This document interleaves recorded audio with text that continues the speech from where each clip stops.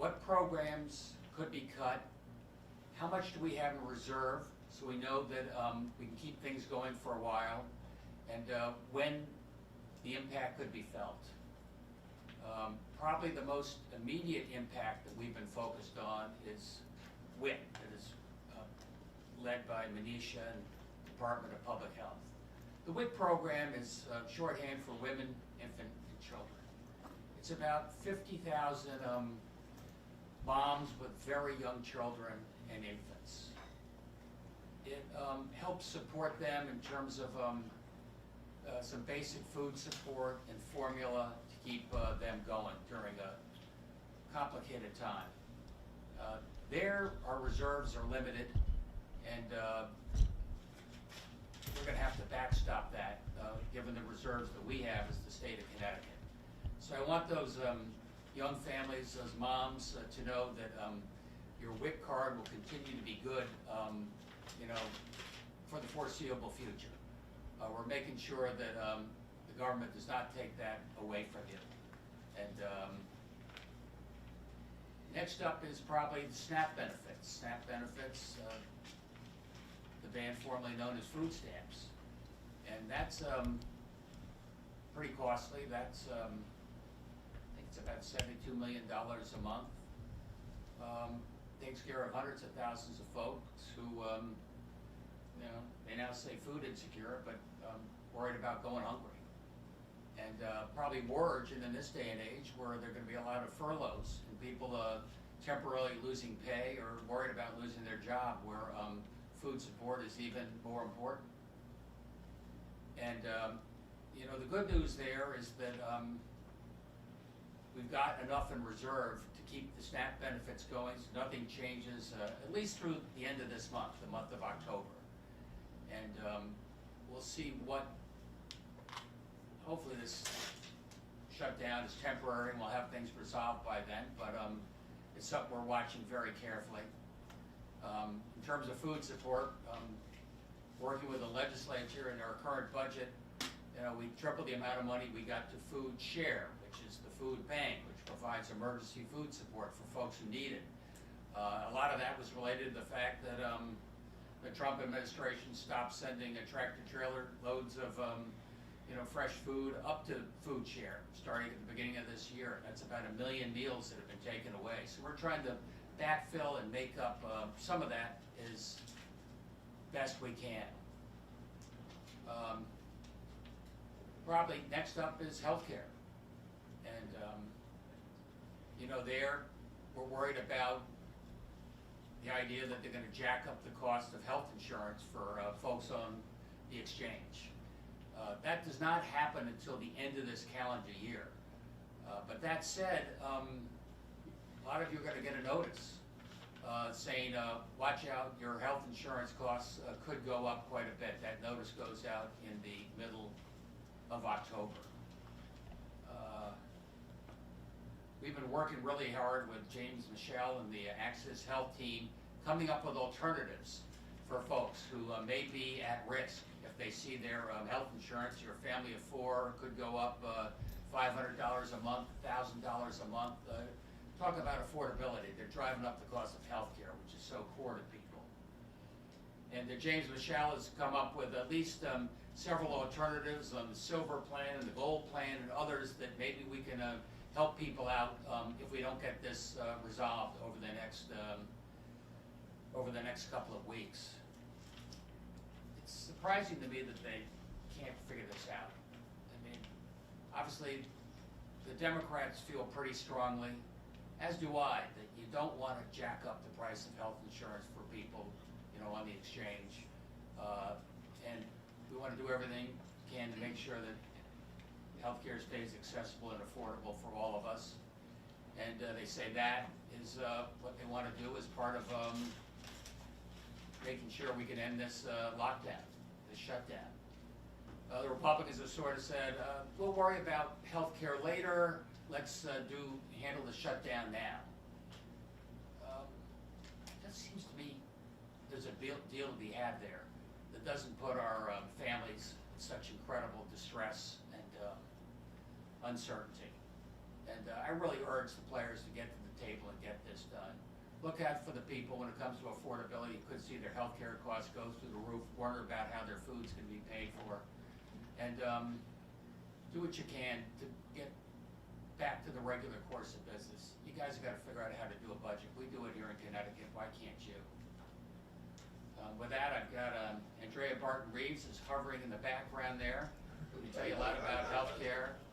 And Manisha can tell you a lot about what we're doing on the WIC program. And Jeff can tell you about other plans we have going forward, depending on how long this shutdown lasts. Well, how much reserves, how long will the WIC benefits last? You said SNAP might last through the end of the month. When does WIC benefits, look, right, it's a couple $100,000 a day. Is that right? $200,000 a day to run the program. Yeah, so we're going to keep that going, for the foreseeable future. And I'd like to think things are going to happen to resolve that. SNAP is obviously a very different game. Yeah, well, what do you do? I mean, you said it's $72 million a month, I believe, for SNAP? Yeah. Well, I told you what we've done in terms of food share, some sort of emergency backup support. And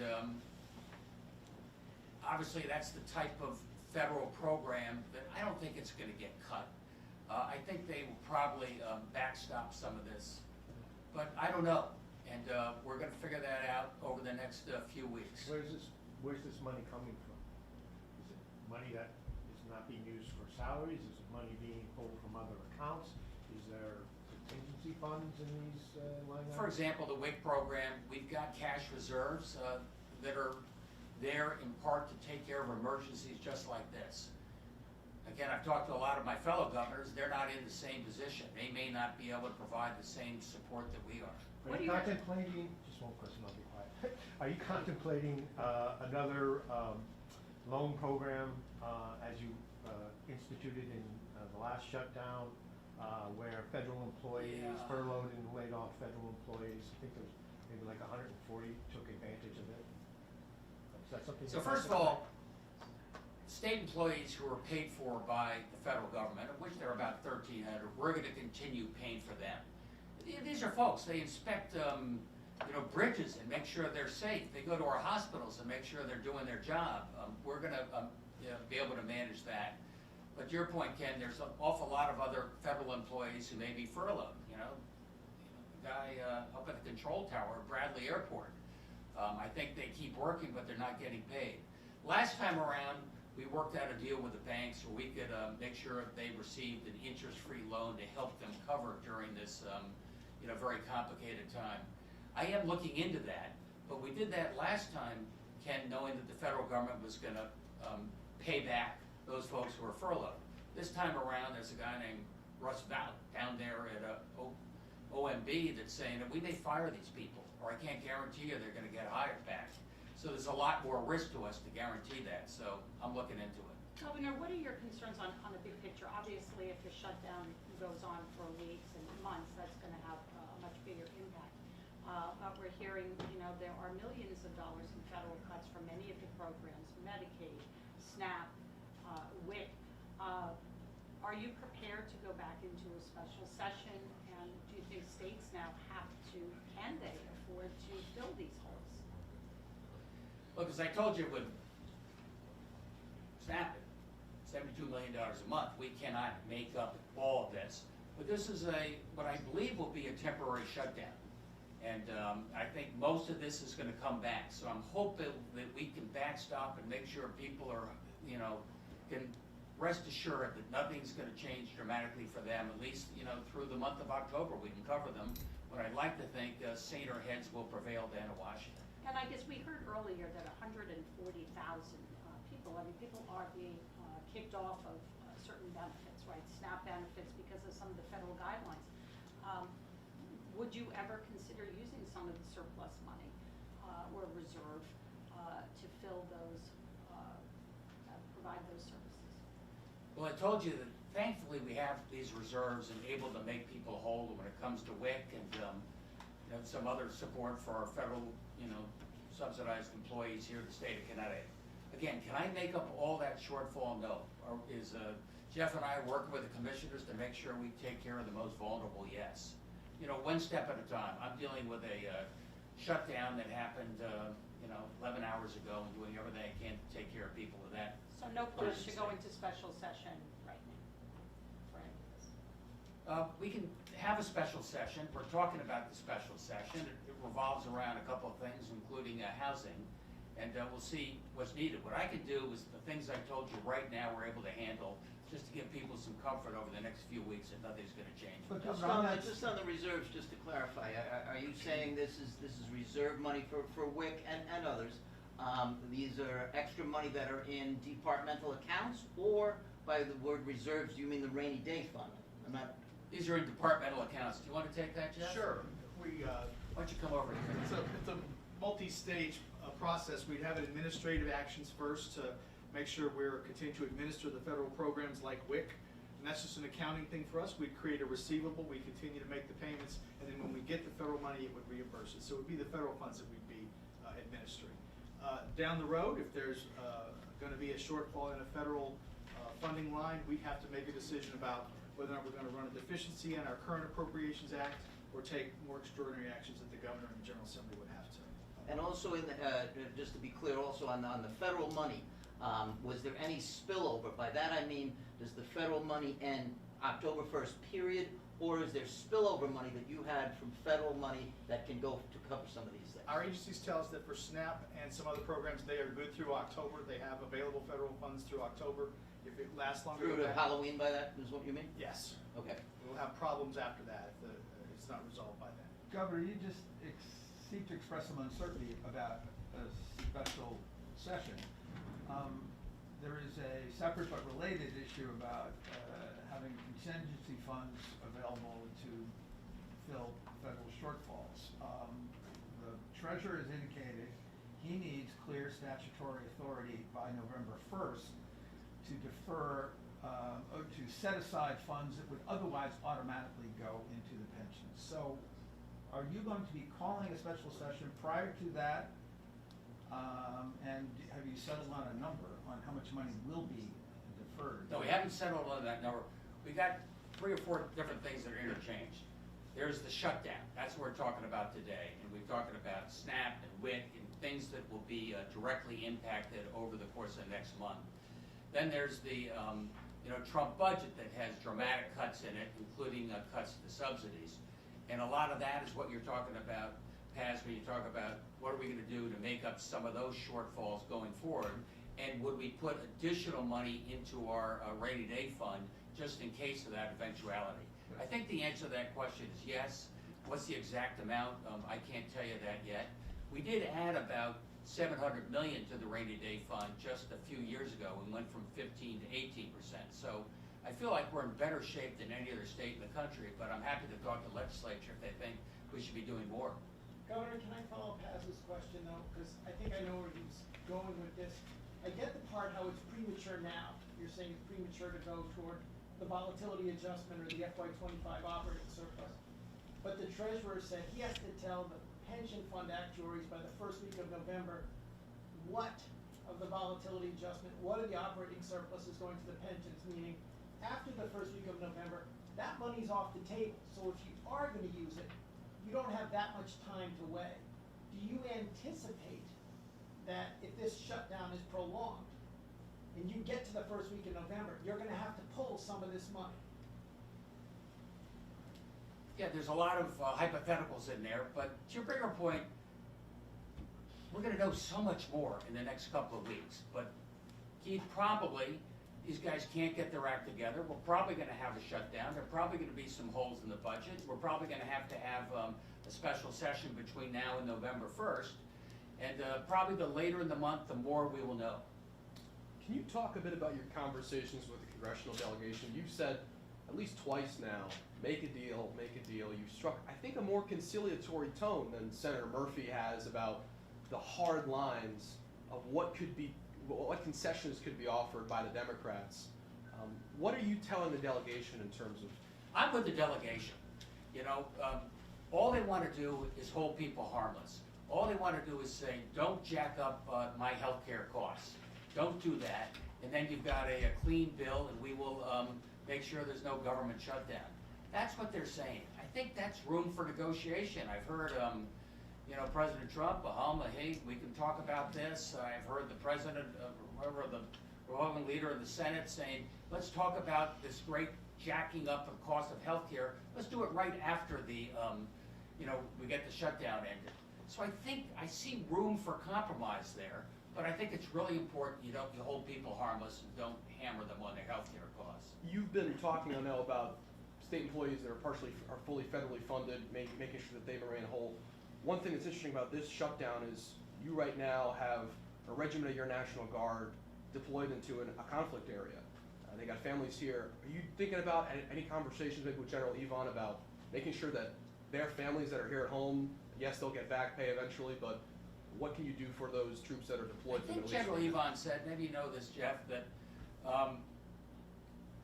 those guys are on the front lines. I think they are continuing to get paid, but a lot of mechanics and civilian folks who assist the Guard are not getting paid.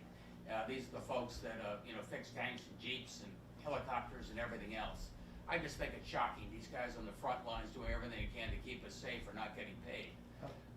That said, I'd like to think this thing's going to be resolved. It's taken care of very soon. Jeff, could you give us an idea of some of the other programs that might be running into trouble? Because I was looking back at my clips from the last shutdown. It looked about 7 weeks into it, or about 6 weeks into it.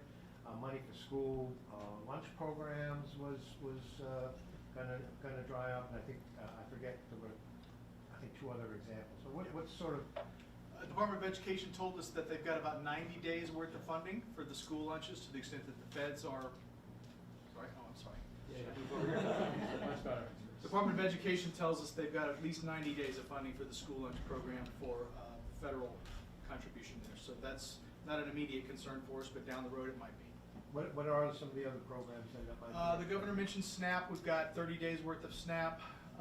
There's a few others out there. There's the LIHEAP program that everyone's concerned about on an annual basis. We're good through October, I'm told, on that. But if that lasts longer than 30 days, we may have to think about what we're going to do there. You want to add to that, Andrea? I do, so thank you.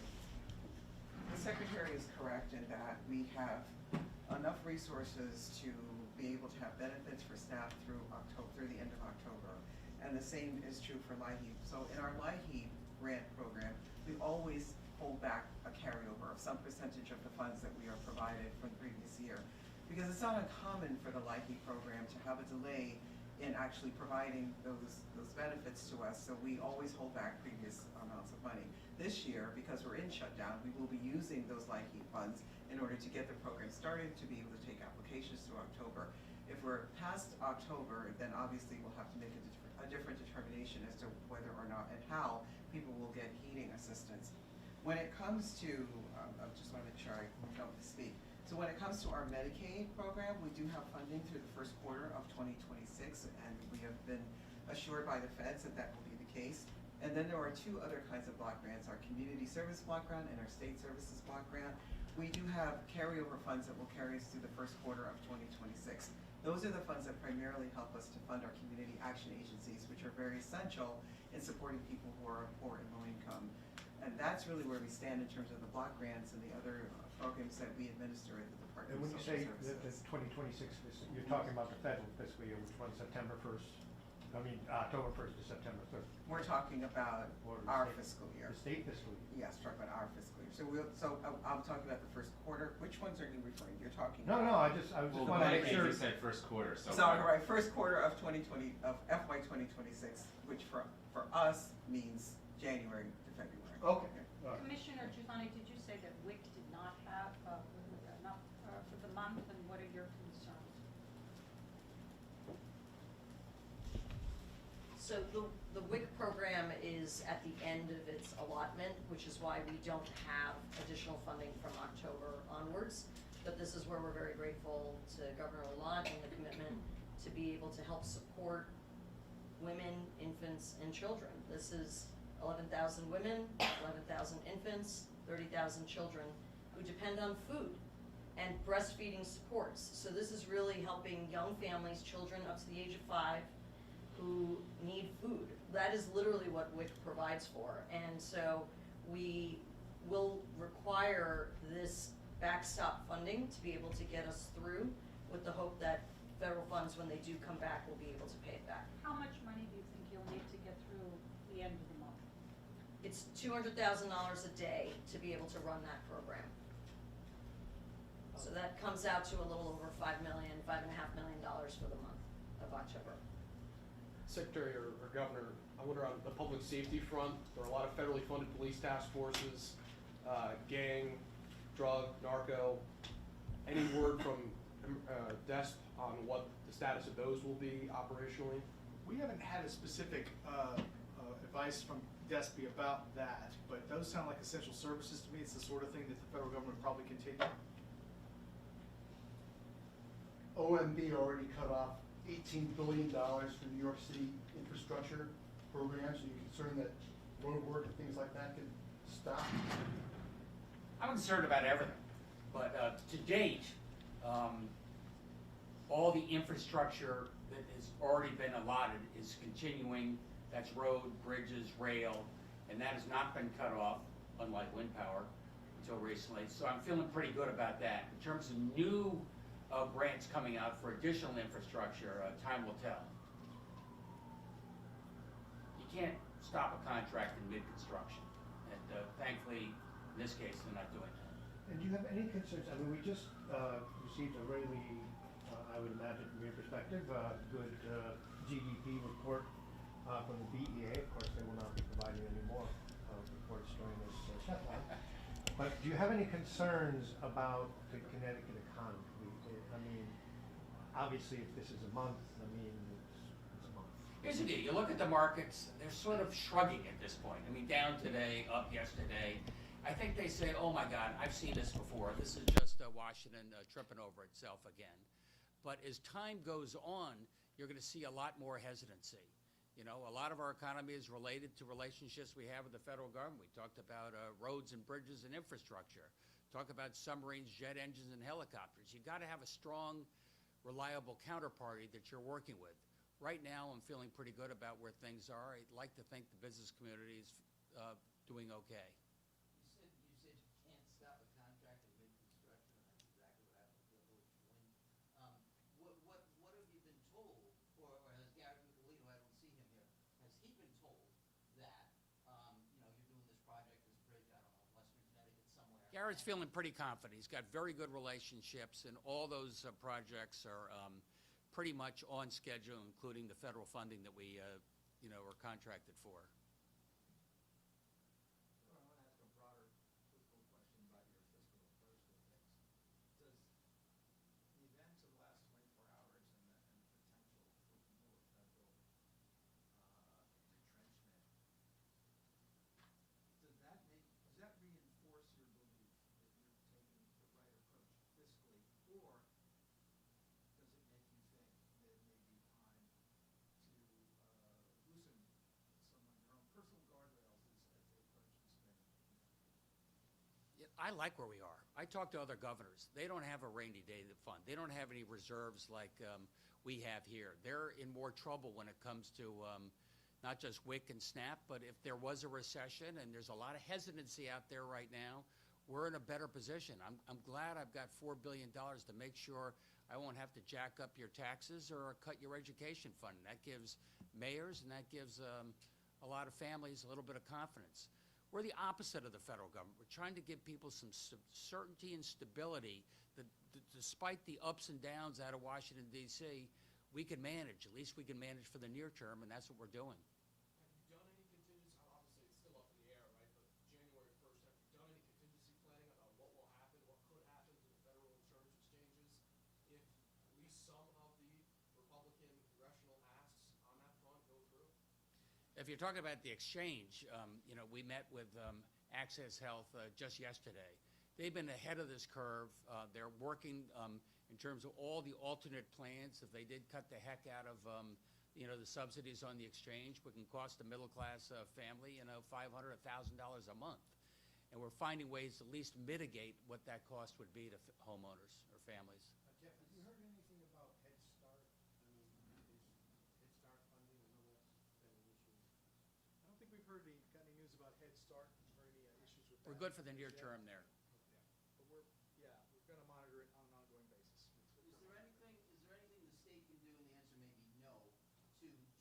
fill in on things. In other words, a constituent calls the Social Security office, no one answers, they can't get through.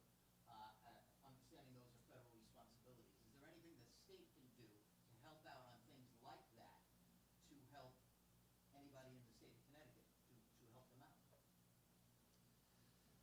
Well, we have a 211 hotline. We can try and answer questions, but I can't fill in for the federal government if they want to walk away from their responsibilities.